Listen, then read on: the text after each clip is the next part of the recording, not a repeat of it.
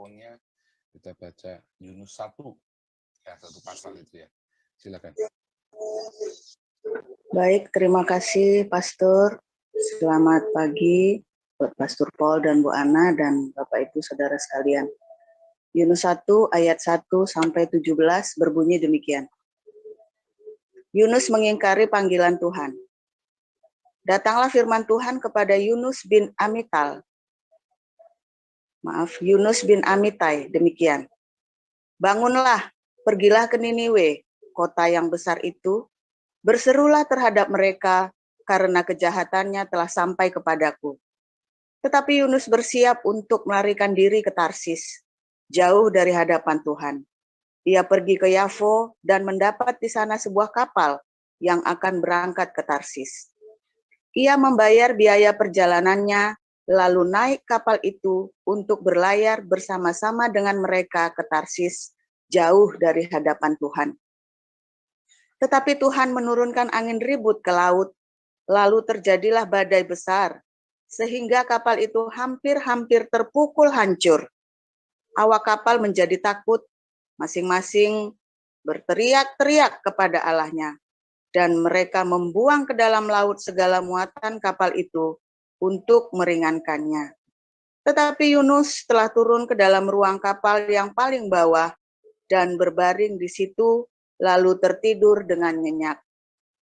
Datanglah nakoda mendapatkannya sambil berkata, "Bagaimana mungkin engkau tidur begitu nyenyak?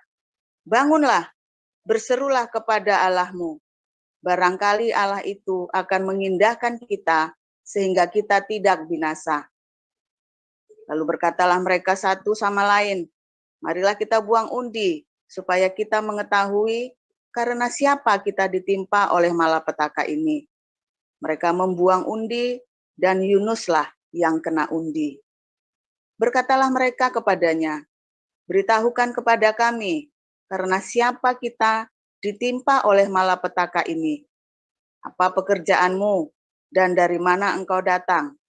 Apa negerimu, dan dari bangsa manakah engkau?" Sahutnya kepada mereka, "Aku seorang Ibrani. Aku takut akan Tuhan, Allah yang empunya langit, yang telah menjadikan lautan dan daratan." Orang-orang itu menjadi sangat takut, lalu berkata kepadanya, "Apa yang telah kau perbuat?" Sebab orang-orang itu mengetahui bahwa ia melarikan diri jauh dari hadapan Tuhan. Hal itu telah diberitahukannya kepada mereka. Bertanyalah mereka, "Akan kami apakan engkau supaya laut menjadi reda dan tidak menyerang kami lagi, sebab laut semakin bergelora?" Sahutnya kepada mereka, "Angkatlah aku, campakkanlah aku ke dalam laut, maka laut akan menjadi reda dan tidak menyerang kamu lagi. Sebab aku tahu bahwa karena akulah badai besar ini menyerang kamu." Lalu berdayunglah orang-orang itu dengan sekuat tenaga untuk membawa kapal itu kembali ke darat. Tetapi mereka tidak sanggup, sebab laut semakin bergelora menyerang mereka. Lalu berserulah mereka kepada Tuhan, katanya, "Ya Tuhan, janganlah kiranya Engkau biarkan kami binasa karena nyawa orang ini, dan janganlah Engkau tanggungkan kepada kami darah orang yang tidak bersalah. Sebab Engkau, Tuhan, telah berbuat seperti yang Kau kehendaki." Kemudian mereka mengangkat Yunus, lalu mencampakkannya ke dalam laut, dan laut berhenti mengamuk. Orang-orang itu menjadi sangat takut kepada Tuhan, lalu mempersembahkan korban sembelihan bagi Tuhan, serta mengikrarkan nazar. Maka atas penentuan Tuhan, datanglah seekor ikan besar yang menelan Yunus. Dan Yunus tinggal di dalam perut ikan itu 3 hari 3 malam lamanya. Demikian, Pastor.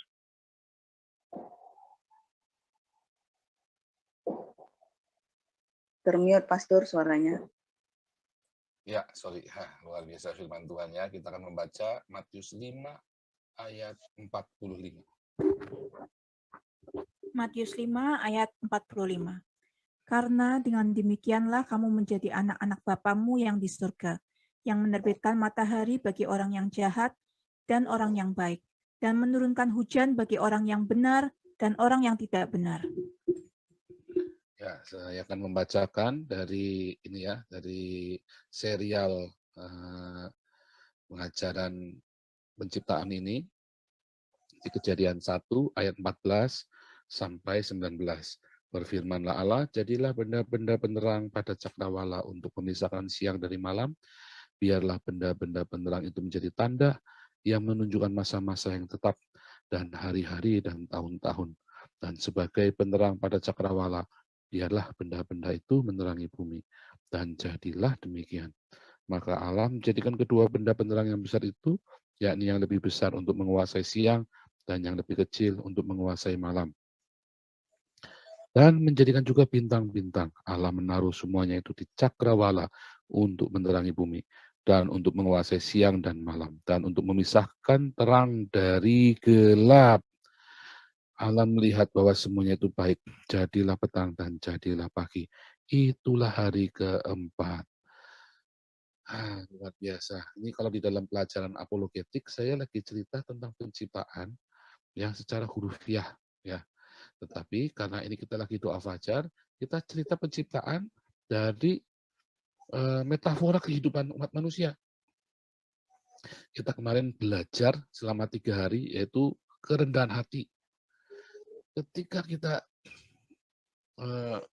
meninggalkan kerendahan hati, maka bencana itu akan datang dalam hidup kita.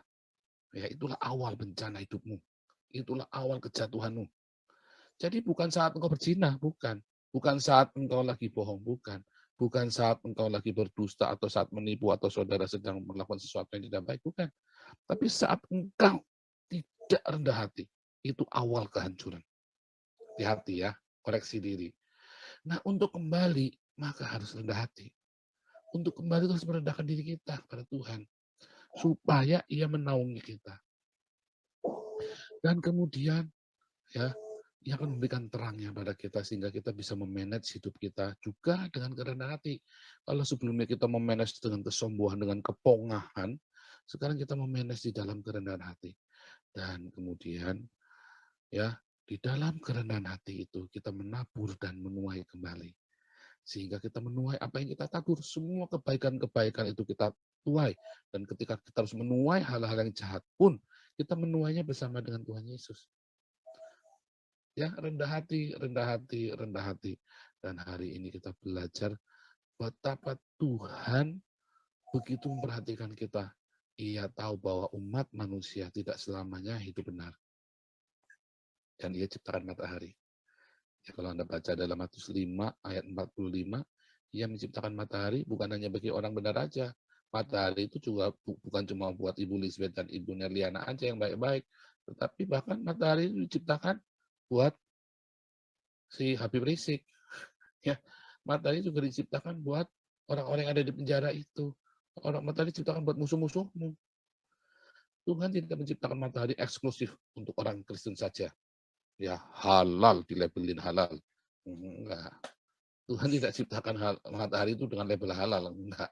Ya, dan bersyukur saya Tuhan tidak suka ngubur-ngubur label halal. Saya bersyukur. Lemari es pun di label halal, ya kan? Nanti saudara pergi kemana-mana semua ada halal. Saudara beli babi harus ada label halalnya nanti. Hati-hati loh. Beli pipang harus ada label halal sekarang. Pipang bawang itu harus pakai label halal.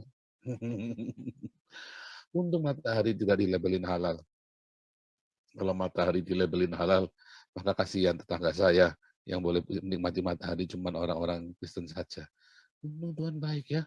Dia ciptakan matahari bukan untuk orang baik saja, juga untuk orang berdosa. Karena ia tahu orang tidak mungkin. Kenapa sih Tuhan ciptakan matahari? Kan sudah ada terang. Nggak perlu kan ada terang Tuhan. Allah adalah terang. Mengapa harus ciptakan matahari? Karena ia tahu nanti manusia akan berdosa. Dan nggak semua orang bisa sanggup berdiri di depan terang Allah. Makanya dari jauh-jauh sudah dipikirkan ciptakan matahari. Ya, anggap ya itulah sebabnya Tuhan ciptakan matahari, kan Allah adalah terang. Tumbuh-tumbuhan bisa tumbuh tanpa matahari. Ya kan? Dan hewan membutuhkan tumbuh-tumbuhan. Tapi kenapa tetap harus menjauhkan? Karena tidak ada yang tahan di dalam terang Allah. Itu jawabannya. Nah, Allah ciptakan matahari. Luar biasa ya. Nah, di dalam makna penciptaan matahari ini, ternyata itu ada cinta yang luar biasa dari Tuhan Yesus buat kita. Yesus berkata, ya, kasihilah musuhmu, ampunilah orang yang menganiaya kamu. Jika engkau hanya berbuat baik kepada sesamamu saja, pemungut cukai juga sama, nggak beda. Kalau kita hanya berbuat baik kepada orang yang berbuat baik kepadamu saja, ya mohon maaf, bandar narkoba juga sama. Ya, kalau engkau hanya berbuat baik kepada hanya orang-orang yang suka ngasih duit, ya, ya maaf kata, pertuamu juga sama. Sorry ya, ini diskriminasi terhadap mertua.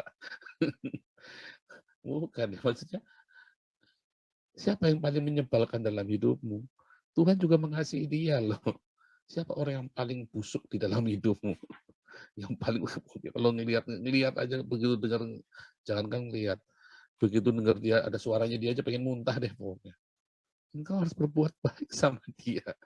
Ya, saudara tahu, ya saya bacakan ulang yang Matius 5 ayat 45. Karena dengan demikianlah kamu menjadi anak-anak Bapamu yang di surga yang menerbitkan matahari bagi orang yang jahat. Itu kalau saya jadi LAI, jahatnya mau tak tambahin I yang panjang itu, jahat. Dan orang yang baik dan memberikan hujan bagi orang benar dan bagi orang yang tidak benar. Ya, ingat ya, kalau saudara lagi jengkel sama mertuamu, ya ingat matahari nggak ada label halalnya. Ingat-ingat itu. Nah, sama ya, kalau saudara kirimin bipangan bawang. Ya, kalau saudara lagi jengkel sama musuh, kirimin bipangan bawang, homba. Ya, kirimin homba. Jadi kalau udah jengkel sama Habib Rizik jadi kirim homba, nanti dikira ngeledek nanti. Jangan. Ya. Anda lagi jengkel sama siapa, kirimin makanan. Berkati dia. Ini off the record ya, off the record. Ya, saya kan dulu pernah cerita ya kan, atasan saya itu, apa buktinya nih, kamu kan bekas pendeta, ngomongnya bekas pendeta, saya masih pendeta, anak aja bekas pendeta. Apa buktinya? Kalau Tuhan itu, apa kamu sudah menimbun bara api di atas kepala musuhmu? Saya bilang sama dia langsung, buktinya Bapak kepalanya nggak ada rambutnya. Saya bilang begitu. Udah memang ini si bos itu satu memang menyebalkan sekali. Itu ya, itu ya. Salah satu yang membuat saya bertobat juga, ya ada satu orang sahabat saya ini, saya sakiti dia begitu rupa, saya begitu gajuk dia begitu rupa ya, karena tiba-tiba orang ini memusuhi saya loh, pikirannya saya, namanya orang lagi nggak waras kan. Padahal ini orang baik banget, saya kerjain dia habis-habisan, saya tantang dia habis-habisan, saya benar-benar. Tapi tahu nggak apa yang dia lakukan sama saya? Tiap hari bawain makanan buat kita. Dia tahu kita nggak punya uang. Sampai saya malu sekali sama orang ini. Ini orang sudah saya sakiti, sudah saya hancurkan hidupnya. Tiap hari bawain makanan, kadang-kadang bawain itu ya, daging babi yang ada sancanya banyak itu. Nih istrimu suruh masak. Saya bilang, bro, buat beli kompor, buat beli gas saja nggak ada uangnya, mau masak gimana? Oh, belikan ke dia, keluar. Diambil gas 3 kilo, ya mungkin dia balik, dia beli. Ini orang istimewa sekali. Ini orang istimewa sekali. Dan apa yang dia nubuatkan sama saya jadi semua ya. Yang baik-baik. Dia tidak pernah ngutukin saya loh, orang ini loh. Aduh, saya kalau ingat orang ini, saya selalu bilang, aduh Tuhan Yesus, kenapa ada orang sebaik ini ya. Dan itu menginspirasi saya. Dia tidak pernah nubuatkan. Dan hari ini yang saya lakukan itu hasil nubuatannya dia semua. Luar biasa nih orang ini ya. Oke. Saudara, ketika Yunus disuruh pergi ke Niniwe, saudara tahu nggak kenapa Yunus nggak mau pergi? Yunus itu bukan orang geblek loh, saudara. Dia waktu disuruh ke Niniwe, dia justru karena dia waras, dia nggak mau pergi ke Niniwe. Dia bilang apa? Niniwe kurang ajar. Niniwe ini orang Syria, ya. Ini sadis sekali kalau perang. Orang Niniwe ini Tuhan. Dan saya yakin keluarganya Yunus banyak yang jadi korban waktu zaman perang orang Syria dengan orang-orang Israel ini. Saya nggak mau pergi ke sana Tuhan. Apa? Biar masuk neraka saja. Mampus saya sekalian. Dalam 40 hari kalau Niniwe nggak bertobat nanti dikirim hujan api dari surga, misalnya begitu kan. Yunus bilang, oh kirim aja. Kalau perlu jangan cuma hujan api, hujan nuklir. Dia bilang begitu Yunus. Jangan api nuklir sekalian, dia bilang zaman itu benar nuklir ya. Tapi Nabi kan bebas kan. Nabi bebas kayak saya. Bebas ngomong apa aja boleh. Ya, Nabi bebas mau ngomong apa aja pokoknya paling bener dah pokoknya. Sama Yunus juga begitu. Kirim nuklir Tuhan. Ngarang Paul ini zaman dulu nggak ada nuklir. Pokoknya Nabi bebas. Marah dia, disuruh sana nggak mau. Maunya Yunus ya Tuhan, dia tahu persis apa yang Tuhan mau lakukan, apa dia tahu persis. Sekarang dia bilang, dia pikir gini, saudara bayangin ya. Kalau Yunus pergi ke sana, ya, Yunus tahu nggak kapasitas dia sebagai nabi, dia akan didengar. Oh tahu, dia tahu, ya. Makanya dia nggak mau pergi ke sana, sebab begitu dia ngomong, orang Niniwe akan bertobat. Dan dia tidak mau orang Niniwe bertobat, dia mau orang Niniwe diselain sekalian, mampus sekalian. Dia tidak mau beritakan Injil kepada orang Niniwe, nggak mau beritakan kabar baik kepada Niniwe. Nah, di tengah jalan, dia pergi, naik kapal, sengaja bertolak belakang dengan Niniwe, ke Tarsis. Akhirnya orang-orang kayak Yunus inilah yang bikin masalah bagi orang lain. Kayak saya, ya kan? Orang-orang kayak saya ini, orang-orang hamba-hamba Tuhan yang nggak taat ini kan bikin masalah buat orang lain. Dia yang bikin masalah, orang lain semua yang kena akibatnya. Kayak saya yang bikin salah, ya 3 tahun saya bikin masalah, orang-orang semua kena akibatnya semua gara-gara kesalahan saya. Anda juga begitu. Ketika Anda tidak mau merendahkan hidupmu kepada Tuhan, tidak mau membuka hatimu untuk berbelas kasihan, ketika engkau tidak mau untuk hidup, tidak kompromi dengan kebenaran, ingat loh, Anda dan saya adalah orang-orang yang diurapi Tuhan. Orang-orang pilihan. Ketika kita tidak melakukan 3 hal yang kemarin, ya, 1, hidup tanpa kompromi. Ya, tidak kompromi dengan namanya dosa. Nggak kompromi, bayar pajak utuh, kalau perlu tambahin bayarnya.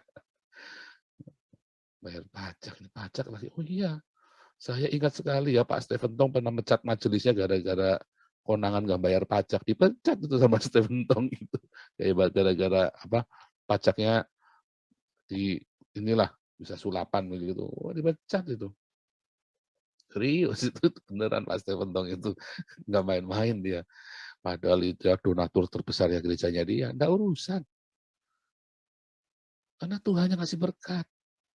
Jadi pajak itu, Tuhan Yesus bilang, ya bayarlah kepada kaisar apa yang patut dia terima. Ya, dikorupsi Pak, enggak masalah, jangan takut. Itu bukan urusanmu. Yang penting kau lakukan kewajibanmu dengan benar. Ya, lakukan kewajibanmu dengan jangan takut kekurangan, jangan takut kekurangan. Di Eropa ini semua orang bayar pajak dengan rajin. Ya nggak urusan pemerintah korupsi, nggak urusan, tetapi Tuhan memberkati. Kalau semua orang berpikir begitu, lah Anda juga berpikir yang nggak benar kok. Jangan kompromi dengan dosa. Ya bahkan masalah pajak. Ya, jangan. 2, ya Anda harus hidup di dalam apa? Belas kasihan. Mengasihi musuh-musuhmu. Jangan Anda berkeras hati. Ya, ketika ada orang sudah minta ampun kepadamu, ya jangan kau berkeras hati. Ampuni dia, lepaskan dia. Karena perkataanmu akan melepaskan dia dari semua dosa-dosanya. Itulah kabar baik. Itulah Injil. Itu Injil ketika kamu mengampuni, orang itu datang minta ampun dengan sungguhan hatinya dia. Dan kamu tahu dia, aduh sudah, sama-sama kita sudah rugi nih. Ya sudah, ampun, ya mau gimana. Ya, orang-orang yang punya belas kasihan ini, maka saudara nanti ketika saudara nabur, saudara akan menuai. Tapi kalau saudara berkeras, ya tidak mau untuk mengampuni dia, hidupmu akan menjadi masalah. Kamu kan tanggung dosanya dia loh. Orang-orang yang nggak mau ampuni itu dosanya pun, dosamu sendiri pun akan tanggung dirimu. Sial bener ya, Tuhan sial. Jadi orang Kristen sial bener nih Tuhan. Udah saya dikerjain, ditipu, sudah rugi, ya orang yang datang minta ampun, saya kudu ngampuni. Kalau nggak ngampuni, dosa saya yang lama pun masih utuh. Malah ditanggung lagi. Iya, memang begitu. Coba bayangin kalau seluruh dunia punya prinsip seperti itu. Damai nggak dunia? Damai. Bukannya teriak-teriak takbir senggol bacok. Penistaan. Ampunilah musuhmu. Berkatilah orang-orang yang menganiaya kamu. Ampuni ya. Ampuni. Ampuni mertuamu. Ampuni anakmu. Ampuni ayahmu. Ampuni istrimu. Ampuni. Ampuni suamimu. Ampuni adikmu. Kakakmu. Ampuni sahabatmu. Jika kamu tidak mau melepaskan pengampunan itu bagi mereka, hidup akan jadi masalah loh bagi orang lain.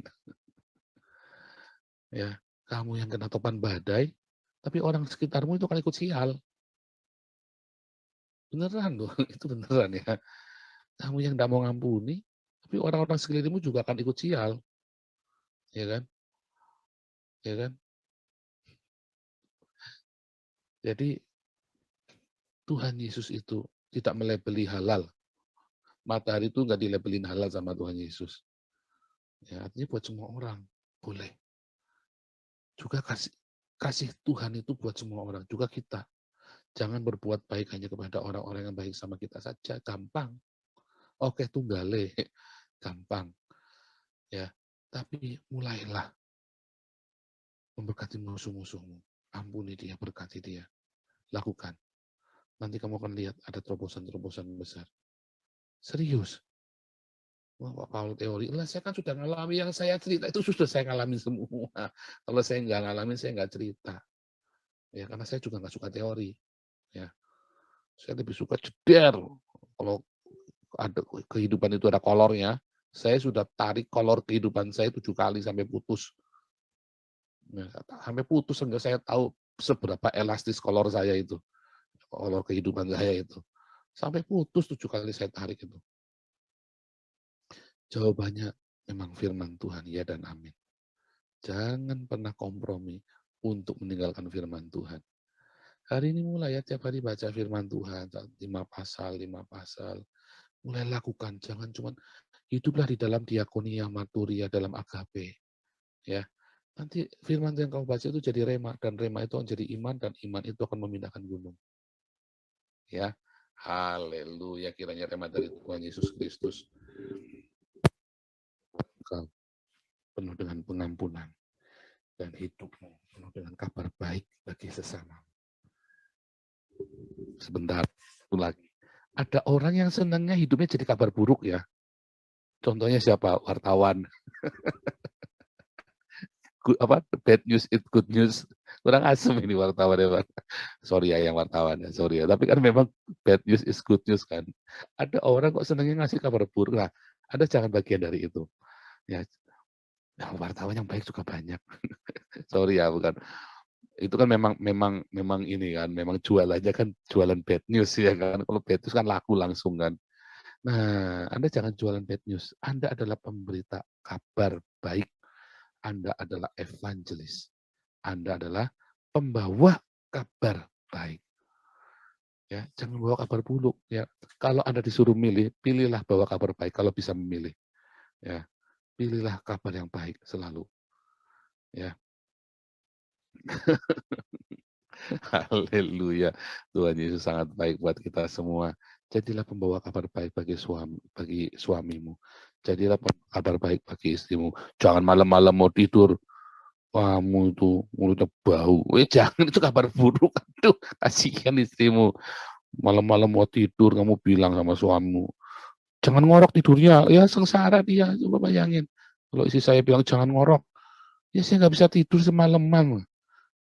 Ya posisimu harus tengkurap, jangan ngorok. Ya gimana? Tidur itu enak bukan sih, muter. Oh, harus tengkurap gimana sih? Jangan, jadilah pembawa kabar baik bagi sesamamu. Jangan bawa kabar buruk ya. Haleluya. Tuhan Yesus baik.